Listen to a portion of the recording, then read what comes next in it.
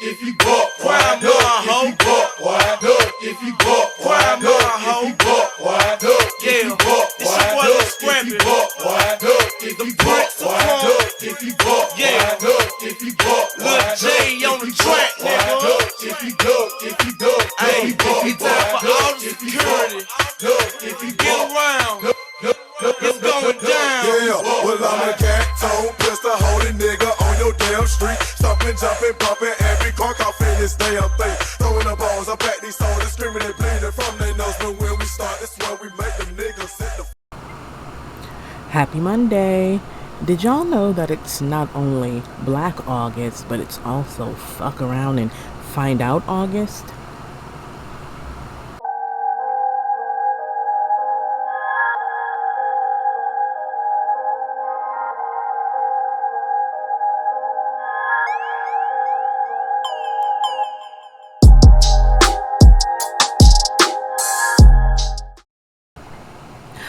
Welcome back to another edition of Coffee Rhetoric. I am your intrepid host, Tiffani J, and I just finished the last of a late night cup of coffee because I am back with a bit more commentary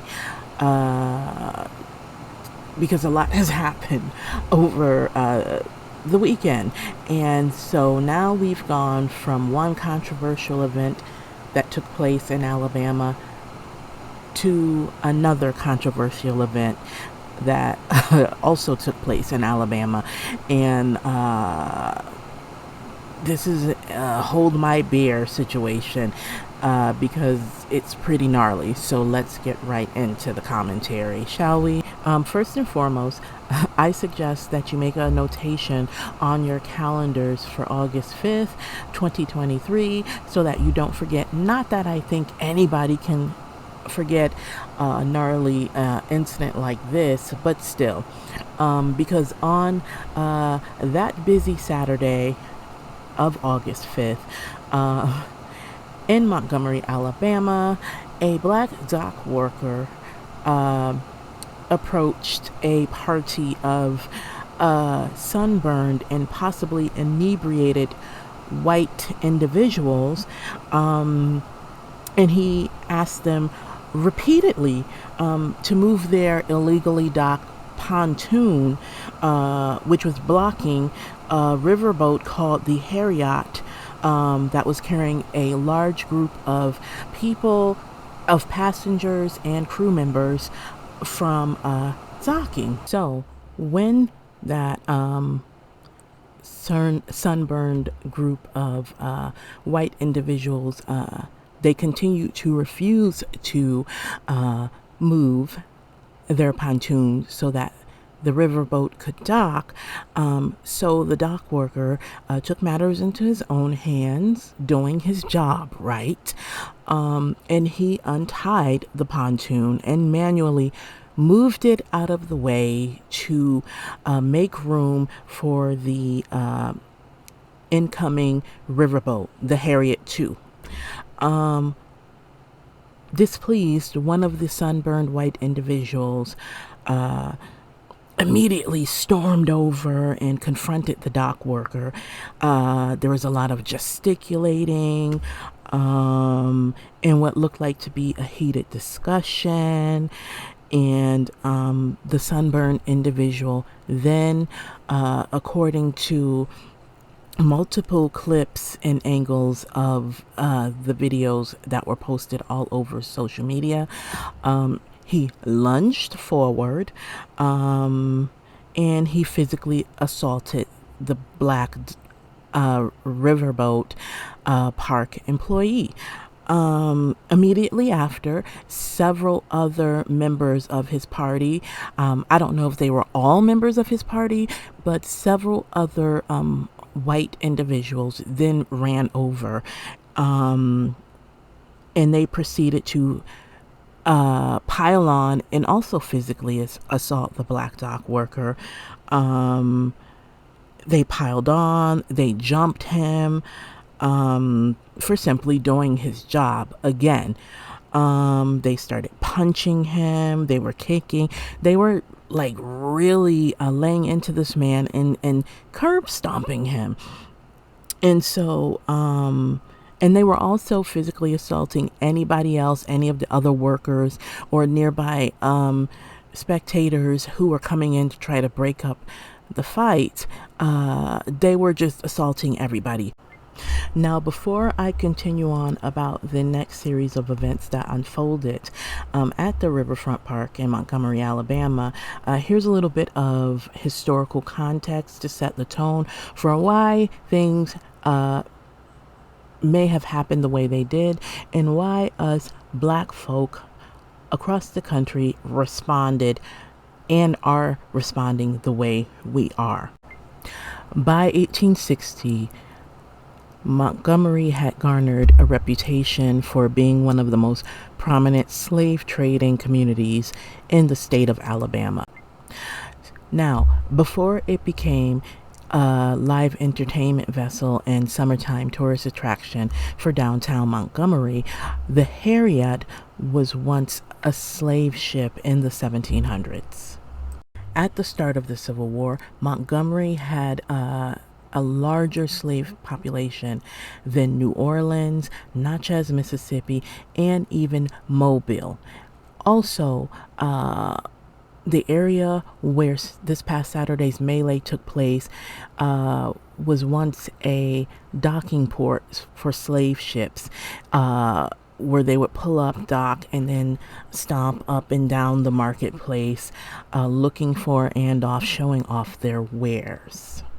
Also, although Montgomery, Alabama is known globally as the birthplace of the civil rights movement, Stephen L. Reed, their current mayor of Montgomery, is the city's first black mayor. So, with that bit of history about Montgomery, Alabama, the tone is set, right? Right. So, I'm going to be looking up and down at my notes just to warn you, because I don't want to leave anything out, and I just want to make sure I disseminate this information as accurately as possible. So, basically, while the black riverfront worker was being violently dock stomped by this unruly mob of white men and women, right?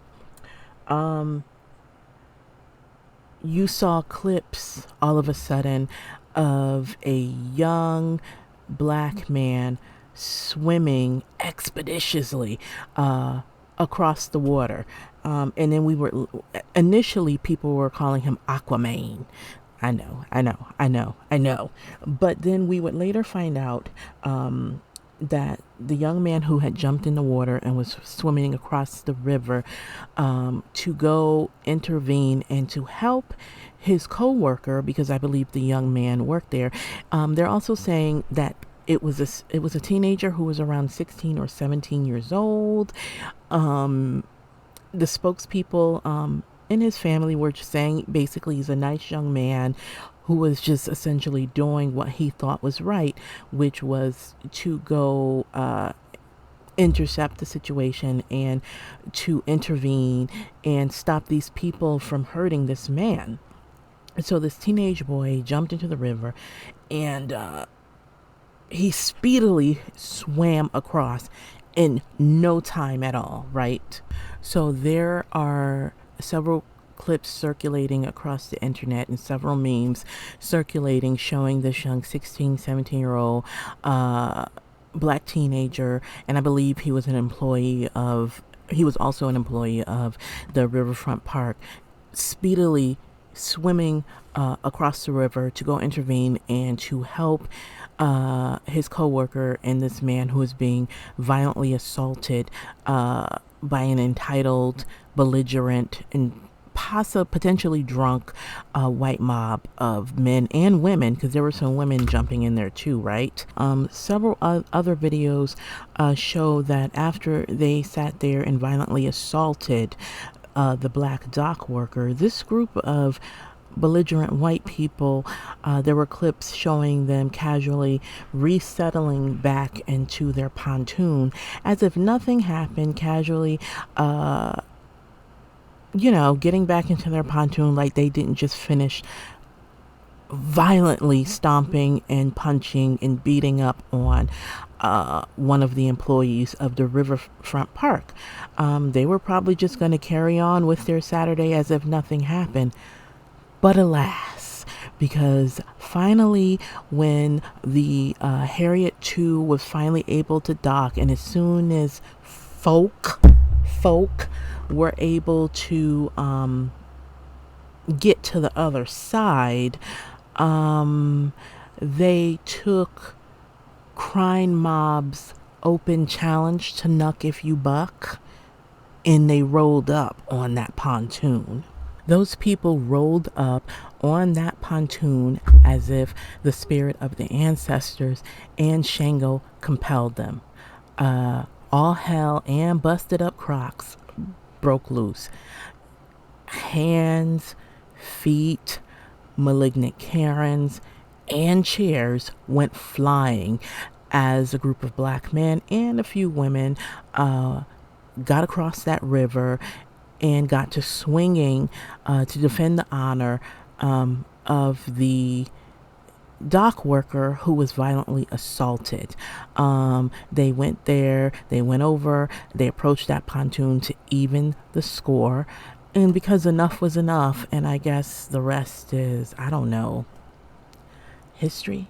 Anyway, I've seen back and forths between people online debating whether or not this incident had any racial undertones to it, but whether or not you believe that, the fact of the matter is that socio-political privilege and a preponderant sense of authority over other marginalized groups in this country have emboldened white people with an overwhelming sense of entitlement, especially towards black people when black people are in positions where they have to tell white people what to do as a sense of policy, aka when they're just trying to do their fucking jobs, and white people come in causing all kinds of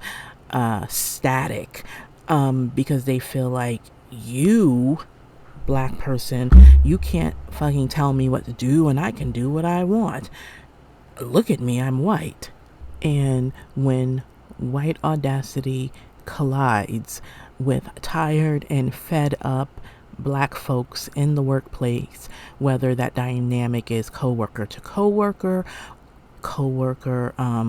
subordinate to boss, white boss, or it's the dynamic is worker to customer patron, it's a powder keg that explodes basically. And to not see what happened Saturday as, at the very least, racial microaggression is to be willfully dismissive of history, and it's to be willfully dismissive and to bury your head in the sand about the current political and social climate, where you have just a lot of anti-black fuck shit that continues to happen to black people in this country. You have power structures in Congress trying to pass anti-black legislation that erases black people from American history. You've got political leaders also trying to ban any book that even mentions the word black, that features a black or brown face on the cover. You've because of they don't want to have to feel white guilt. You have governors in certain cities and states trying to eradicate CRT and trying to eradicate any kind of diversity training and any training on diversity and inclusion, and where you have in a post-Trump era ignoramus country music stars making lynching anthems in 2023. Now, since the melee, here's what we've learned so far. What we've officially learned so far. One of the alleged white brawlers is named Chase Shipman, and he owns a business called Vassar's Mini Mark in Selma, Alabama.